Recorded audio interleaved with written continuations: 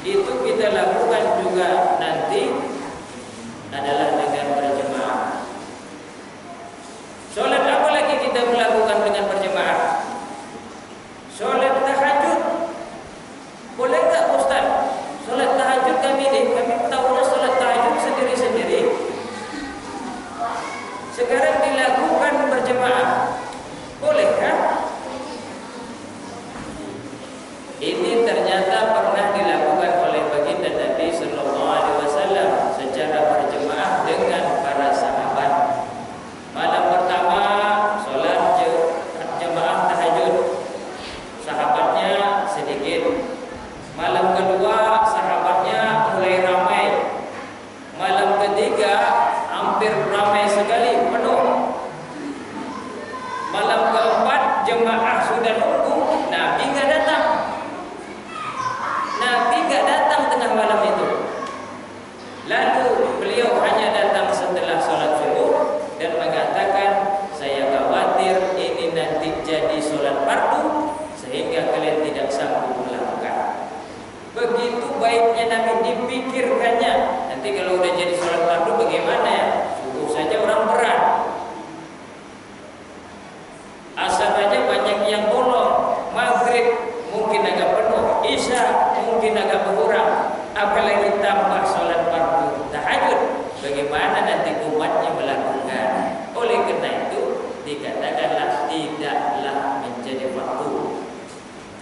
Lalu sholat fardu kifayah boleh dilakukan secara berjemaah.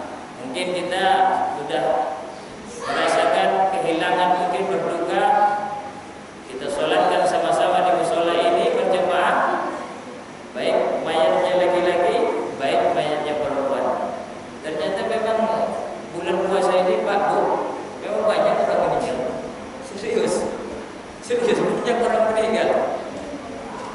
Di UIR, saya tempat kerja kan di kampus, itu hari puasa kedua kalau nggak salah, sudah ada pengumuman innalillah salah satu pegawai fakultas aktif.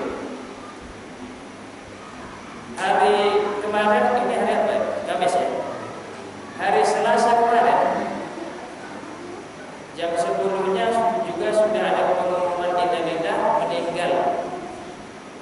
Salah satu dosen ekonomi, Pak Harsmanto namanya, karena corona, karena COVID. Aturannya dikuburkan di Palas, tapi karena perjuangan keluarga tak jadi. Alhamdulillah dapat dikuburkan di kuburan UIR di Jalan Kartama. Tapi tetap juga waspada, akhirnya mayatnya tidak dibawa ke UIR, langsung dikuburkan ke Kartama. Apa yang dilakukan oleh pihak kampus? Akhirnya mensolatkan dengan cara sholat gaib. Mayatnya tidak ada, tapi kita sholatkan bersama-sama, niatnya adalah gaib. Karena ini juga boleh dilakukan secara pribadi atau secara jemaah. Jadi banyak sholat-sholat yang boleh dilakukan berjemaah. Termasuk juga kita waktu dulu ada bulan gerhana, iya kan? Kalau nggak silap saya bulan Februari itu gelap siang jam-jam 12.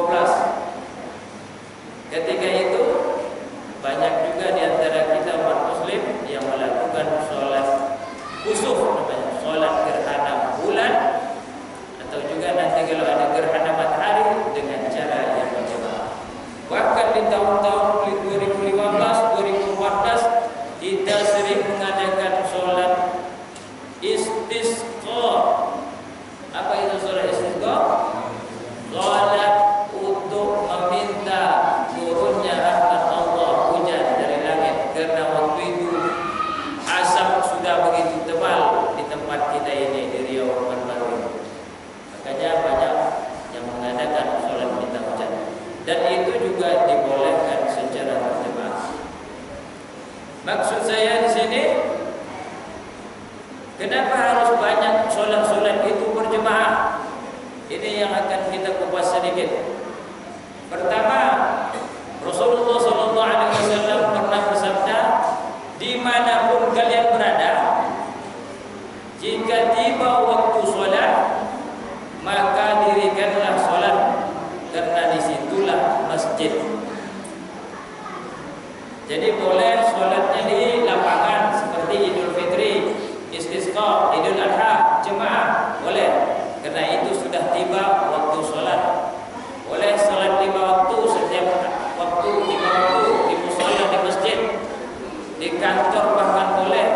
rumah juga bahkan boleh, dimanapun kita berada, di kapal pun boleh. Saya kalau pergi ke daerah Bengkalis itu kan kita nyebrang di dalam kapal Roro itu. Jika pun ada yang ingin sholat asar atau sholat zuhur mungkin boleh berjemaah di surau itu. Dan 3 orang, 5 orang itu tidak ada larangan. Apa gunanya? Pertama, kalau sudah berjemaah tentu akan meningkatkan selain hablum minallah kita, ada peningkatan lain yaitu hablum minannas. Hubungan kita sesama manusia ini akan lebih erat terjaga. Kalau sudah terbentuk hablum minannas, tentu akan terbentuk saling kenal mengenal. Kenal mengenal gunanya adalah silaturahim.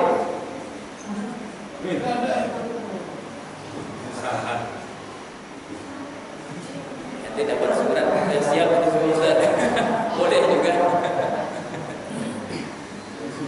Jadi kalau silaturahim tentu sepengetahuan kita adalah untuk meningkatkan rasa ukhuwah dan juga memurahkan rezeki. Ada kejadian Pak dilipat kain. Ini orang memang orangnya suka berkelahi.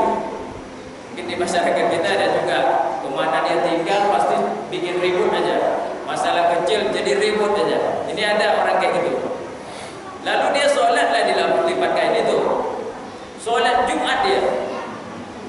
Habis sholat kira-kira jam 2 jam 3 kelahi sama orang situ. Dikeroyok dia. Dikeroyok sama pemuda sampai yang sedikit bapak-bapak.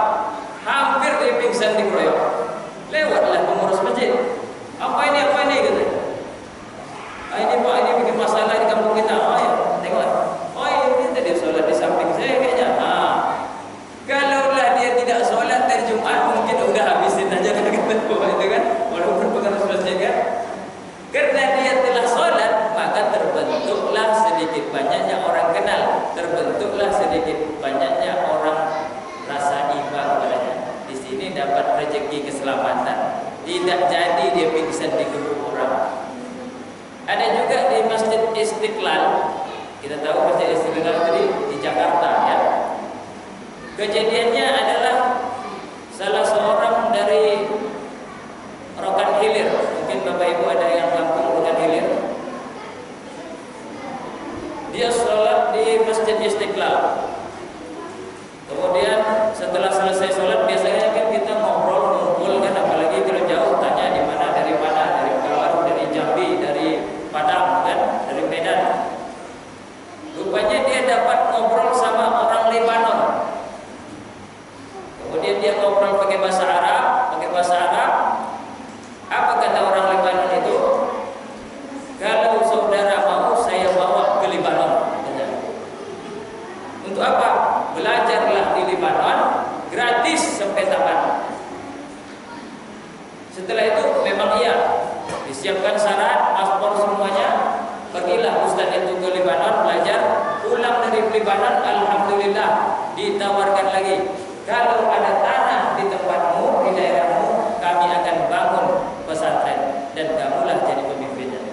Itulah namanya pesantren Aswaja, As Ahli Sunnah wal Jamaah yang berada di Kecamatan Ubur, Kabupaten Rokan Hilir.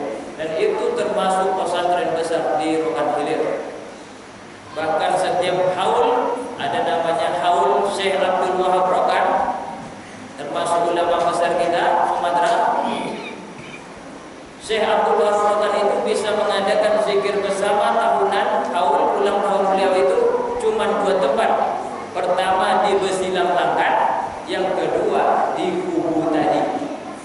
Karena rupanya Syekh Abdul Wahab Rokan itu dulu setelah dari Mekah, beliau pernah berdakwah di Rokan Hilir, tepat juga di daerah Kubu. Sebelum berangkat nantinya ke Langkat. Itulah maksud saya. Kayaknya betul lah kalau misalnya kita pergi ke masjid dan selalu berjamaah itu, dosa kita terhapus, derajat kita diangkat. Maka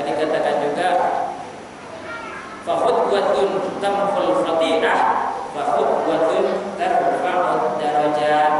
Kalau kita melangkah ke surau, ke masjid, ke tempat sholat, maka satu langkah itu menghapus dosa, satu langkah lain mengangkat atau meninggikan derajat. Siapapun kita, nggak peduli berarti orangnya.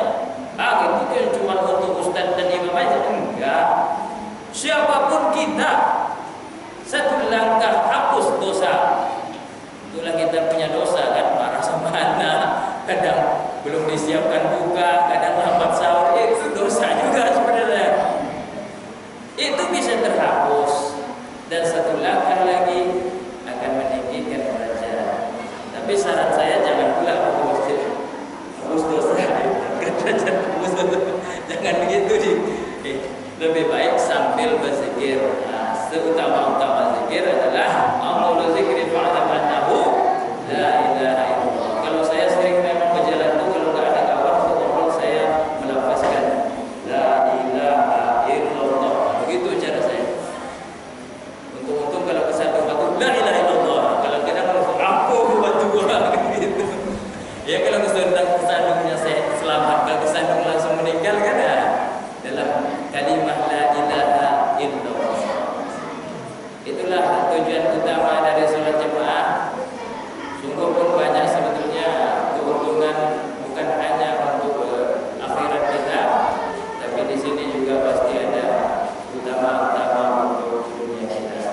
Oleh karena itu, sebisa mungkin apapun kalau ada jemaah-jemaah untuk sholat berjemaah, maka pergilah sholat berjemaah. Dan saya meyakini sekali di antara kita ini tidak khusyuk semuanya. Ini paling yakin saya nih. Belum tentu kita sholat itu khusyuk semuanya. Ada pikirkan itu, ada pikirkan ini, ada pikirkan belum keluar honor, ada pikirkan gaji THR, pasti ada itu biasa. Tapi kalau di antara kita itu Pak, ada satu aja yang khusyuk. Ini dia. Ini saya dengar ini dari kecil sampai ulama saya, guru saya pun bilang ini juga, berarti ini betul. Satu di antara kita tuh ada yang khusyuk, itu udah terbawa satu kapal yang jemaah tadi sholat isya. Satu aja. Nanti tarawih satu aja yang khusyuk, yang lain yang ngantuk, yang apa mikirkan anak istri, itu bisa terbawa sama yang khusyuk tadi. Itu